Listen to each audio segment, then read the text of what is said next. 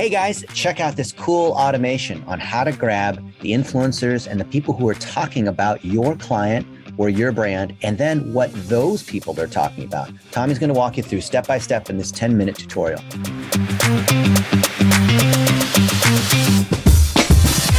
Hey Tom, how you doing? Not too bad. Just enjoying another week. Just wrapping up on a video right now. Best video I've ever made, and I'm very excited about it. Really? What makes it the best video ever? Well, the storytelling quality is up to my actual standards, living up to my potential in that case. But the subject matter is really cool. I've figured out an automation that allows me to check a box or flip a status in Airtable, and then it automatically publishes a Google Doc blog post into WordPress. Oh, very cool. Yeah, with clean code and everything. So it was a lift, but it's a good one. So all right. So kind of like your better version of Zapier, if this, then that kind of integrations. Well, it uses Zapier, but it's a better alternative to like Wordable. I see a lot of these workflow kinds of systems, these no code, connect different systems. Instead of building new things, just connecting other Legos, if you will. Yeah, it's cool. Wonderful. I've been able to do quite a bit with them. I'm very excited. Okay, cool. So what are we showing today? Here, I'll just open it up. I'm going to show you. Let me start with the challenge. So I was a serial guest blogger for a long time, and you want to get in front of a certain audience, but you don't know where that audience is paying their attention, right? Yep. So what I've done is I've set up an automation that allows me to take somebody's Twitter handle and find out all of the people who are sharing content from that Twitter handle and see everything else those people are sharing. So this gives me a running list of ideas for either webinar partnerships or guest blogging opportunities or any number of things, because now I know where people are paying their attention. This is a market I want to get in front of.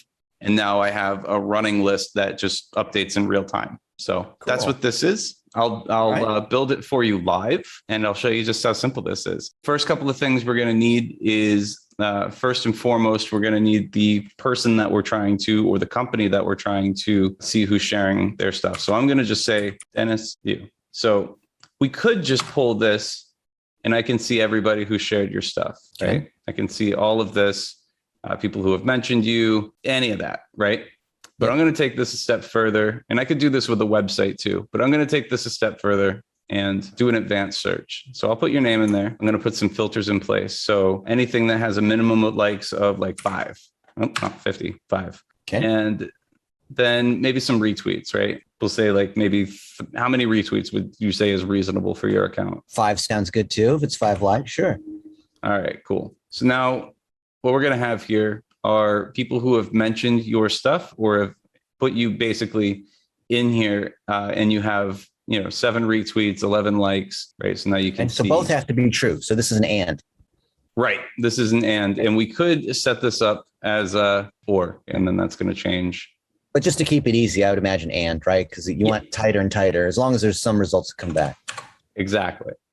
Okay. So we're going to copy this. And then the next thing we're going to do is we're going to create a list.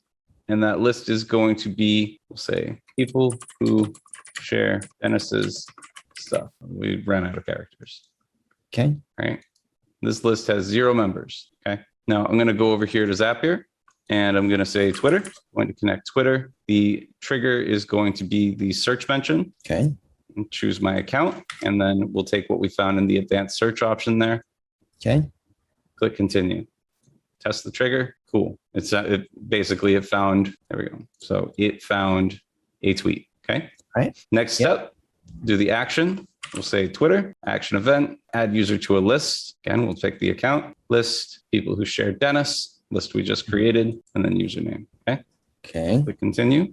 We'll test that. Okay. Wait, what is that username for? How are we selecting It's who we're adding to the list. So basically we've taken something that's in the search mention, right, from over here.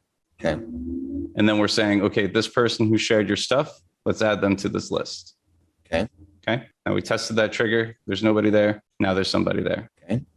And if we go over to this list now I can see all the other things that this person is sharing, right? So we've got the Facebook account.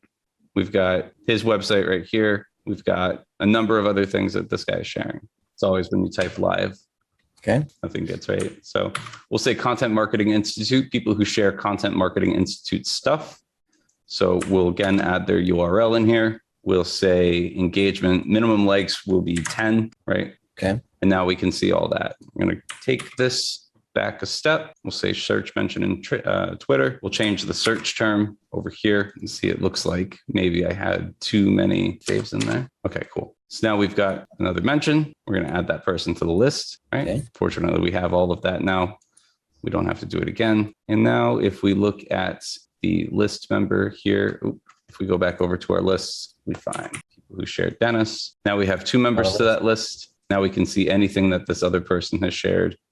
And now we can see not only can we see what we shared, but we can see what's gaining their attention. And if we wanted to do more market research type stuff, we can get a sense for what memes do well, what the languages of the people who we're kind of trying to get in front of, and get a sense for that language. And then we can reverse engineer some of that to create content that's going to stand out while also being unique because we know what's in these people's line of sight. So if we're looking to do things like guest blogging opportunities, advertising, places where we want to do advertising, any number of websites for our target market, we can use this automation to see where else is gaining their attention, which then gives us opportunities to do guest blogging or advertising opportunities, webinars, et cetera. So why would you choose people who share Dennis? So this would literally be people who are working on my team to see what opportunities for intersection and blog posting and webinars that we might have. Yep. It's actually very useful if you're doing it more with a competitor. So Okay. For example, like Content Marketing Institute, I want to be in front of those readers. So I can see where else they're sharing and then get in front of them. Okay. And if somebody were your competitor, I'd want to. Why would I go to Zapier? Why wouldn't I just do a searches here directly in Twitter? Because the next step that you can do here, right? And this is where it's fun. I use Airtable a lot. Okay. And actually, that's a really good question. And actually, let me answer that question for you, right? Let me answer more directly, and then I'll show you something else. So this search right here is only showing who's sharing Content Marketing Institute stuff. What this is showing us is everything else that they're sharing. So it's not just CMI stuff here. It's this meme that they're sharing. It's whatever this is right here. So you're right? saying of the people that get the most shares with Content Marketing Institute, what are they sharing? So it's another step further. Right. What's the other? What are the other things that they're sharing? What else is gaining their attention? Okay, but then that's showing you more information, but that's one level less of relevancy. Maybe, but if you're finding other places where you can put yourself out there, then you're seeing where else if CMI is gaining their attention. Yeah. What else is gaining their attention? Got it. And then if I wanted to take this even a step further, I use Airtable to manage all of my content marketing stuff. All right. So I can create a record in Airtable, and we're going to have, let's see, master multi-property template base, left the table, power shares, and then we'll say their Twitter name. So why would you do it in Airtable versus Google Sheets? You can absolutely do this in Google Sheets too. This is just where I use my Airtable for a number of other things too. So I'll show you that. We'll say there. Okay. Text. Retweets. So this is like a sample action. So it's going to keep going through that because we don't want to grab Bruno every time or grab whoever that is every time, right? Right. It's going to be anybody who's sharing stuff from CMI in this case. What ends up happening once we have this fully set up is that we have all of these people in this one consolidated list here. And we can see all the different people who are sharing CMI stuff and then what their most recent tweet is. And then in Airtable, this is why I use Airtable. It's a little bit different, kind of off topic here, but I manage all of my primary content production hub here. Okay. I can manage out my big old keyword list from here. I find my link building opportunities, my authors. I can do content intake. I keep all of this in one place just so I have one single location, a single source of truth for all of my content marketing. So this is kind of your social, it's like your content library plus social research kind of all in one. Okay. And then I imagine in the Airtable, you have these different tabs that then drive actions that people will take to reach out, to create derivative content, to reply to people. Yeah. If I wanted to do replies from here, I can set up automations where I can just do that directly from here. With like my link building opportunities, I have automations set up where I can email people directly from here. So I can say, hey, there's a really solid opportunity for us to do some linking or whatever. Right. Yeah. So I use Airtable as my big base of operations, because in the past I was using, Trello for one part of the operation and Google Sheets for another. And Airtable is a super friendly, automation friendly tool. So I've been able to bring everything together in one spot and do my best to not leave this. So, yeah. So you're doing this just for you, or you doing it for clients, or how are you scaling this, Tommy? Yeah. So I do this primarily for clients. I do this for me, but I work with Fortune 1000s now, just based on my background. So The big challenge within the larger orgs, it's that there's all these content silos and people don't have any visibility into each other's work. The way that I've kind of designed the system, I've created a version of this that scaled across 16 markets with 40 contributors across social and email and like all of your comms channels, put them all in one spot, give visibility. So you're showing us just Twitter here, but I imagine this is extensible to other social media. Yep. And then how do you think this compares with, because there's a lot of high power social media monitoring tools and measurement tools. Yeah, no, I mean, I can't build in things like sentiment analysis or stuff like that. It's primarily for just the tracking. If I wanted to have, the sentiment analysis and whatnot, I would in tag clouds. I could probably create a tag cloud in here. Yeah. But in this regard, it's really just trying to identify the power sharing people and then see if I can keep track of them all in one spot and not have to keep going back to Twitter to have all of that. And how often do you run this once you set it up? Or how often do you look at this? How often should it populate? Keep it going. Like you got to turn it on and off if you have a limited Zapier account. Yeah.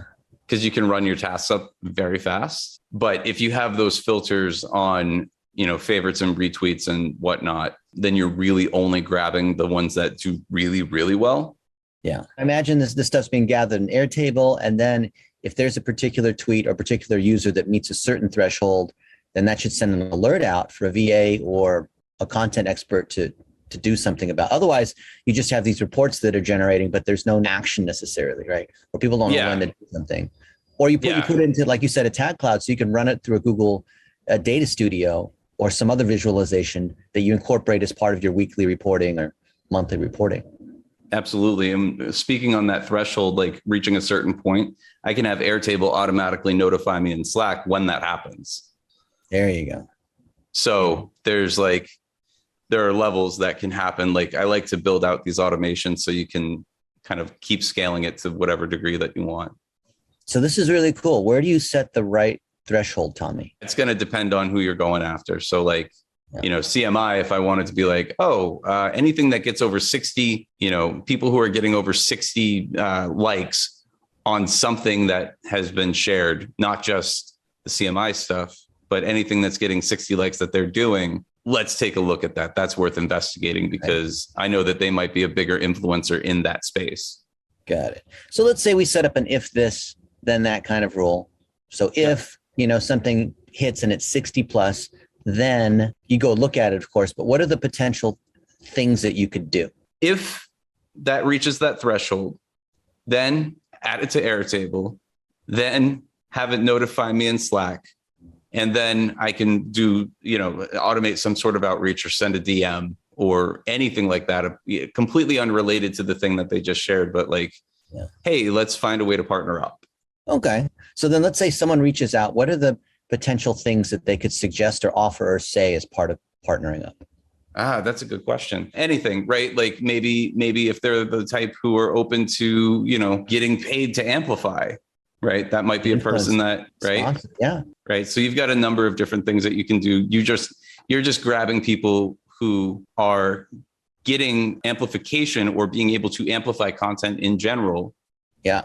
And you're finding them because your competitor is grabbing their attention in the first place. So, yeah. And that's a super competitive advantage right now because nobody's really doing that. Right. I like or it can that. be kind of complicated to do that. One level further of ninja monitoring beyond just doing Twitter searches directly. Very cool. Anything else you want to add on that? I could go on all day about the different things I have this space in particular doing, but no. Besides Twitter, what are the next obvious, easy things to do? This is really, I just wanted to do this one as a very simple one in Twitter. The non-monitoring related stuff, I like to do link building opportunities and whatnot. I can automate some of that, finding those opportunities via APIs. and, and then email people directly because I can start to scrape and sync up information from there. So yeah, I mean, this is one of the simplest ones to put together. So, and this is completely free, right? Because you could use a free account on Zapier, free Sheets. You can, free Twitter. Yeah, you can definitely do it for free. The free account on Zapier is you might eat up your tasks really quick unless you've put in those parameters, and you can certainly hook all of this up. Anything I'm doing here in Airtable can also be done in Google Sheets. I just like to keep everything consolidated. So let's say we had VAs that were trained on how to do this by watching our little 15-minute video here, and they could offer this service to agencies or directly to clients. What would something like this, what could they charge for setting up something like this? And then what threshold is it worthwhile for a client or a brand to want to set up monitoring? Like the local coffee shop, probably not enough going. There's almost nothing going on. Like, where's the sweet spot for this? I don't know. Honestly, I don't really know. You could, it really depends on how social friendly an amplification tool like finding those amplifiers would be and what that falls into for their particular strategy. So if I were to try to price something out, I would have to then reverse engineer it from, well, how valuable is a tweet from an influencer on your behalf, right? Because some people are like, oh yeah, I'll pay $1,000 per, influencer that I have share my stuff. Okay, well, the long-term value of this is I'm going to have this running for you on a regular basis. So, this might be worth $20,000 in that case, right? I'd have to reverse engineer it, and I wouldn't actually have a VA do anything that would sell this. Yeah.